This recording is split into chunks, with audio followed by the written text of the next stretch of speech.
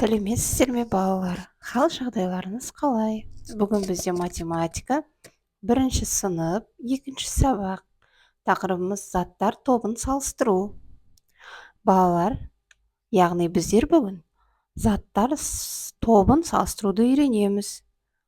Бірінші тапсырмамызда суретте қай заттар артық, қайсысы кем, қай заттардың саны тең дейді. Яғни балалар, бүгін біз артық, кем және тең деп салыстыруды үйренеміз.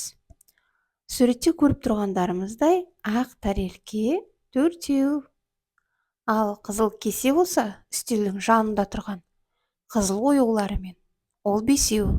Яғни бұл жерде қайсысы көп балалар? 5 көп, иә? Ол қызыл кесе. Яғни қызыл кесе бізде артық.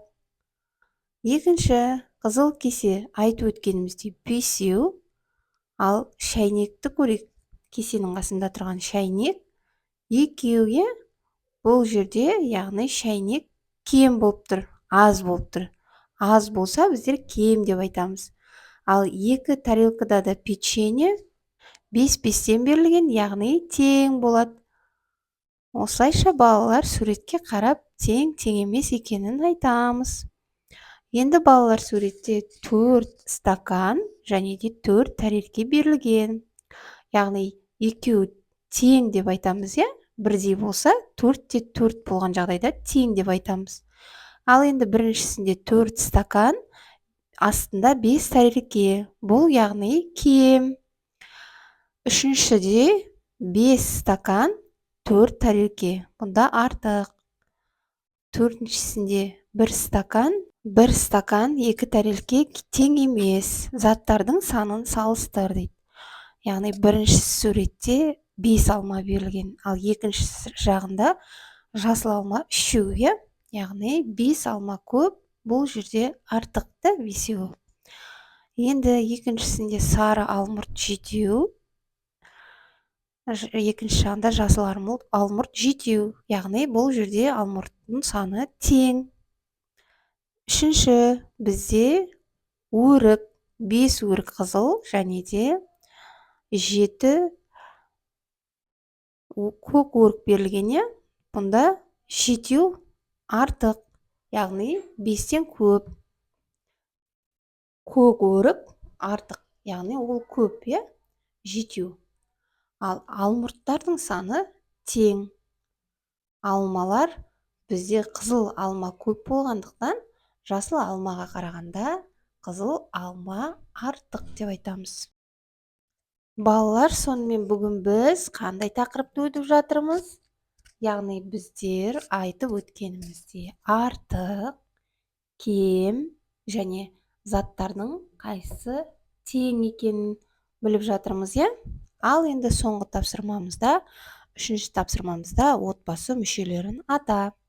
Отбасының әрбір мүшесі реті бойынша нешінші отыр?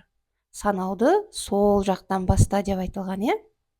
Ең бірінші бізде әкесі отыр, одан кейін анасы, қарындасы, әжесі, атасы, ағасы және інісі. Яғни бұл жерде барлығы 7 адам отыр, отбасы мүшелерінен.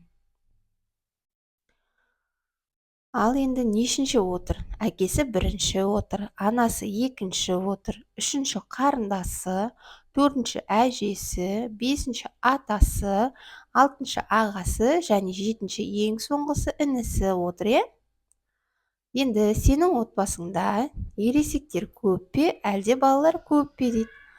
Балалар, біздің отбасымызда мысалы 2 үлкен ересек адам және 2 бала бар. Яғни біздің отбасымызда тең деп айтамыз. Ал суретте ересектер 4, балалар 3. Ересектер дегеніміз әжесі, атасы, анасы және әкесі. Яғни ересек 4, ал балалар дегеніміз ағасы, қарындасы, інісі. Олар 3.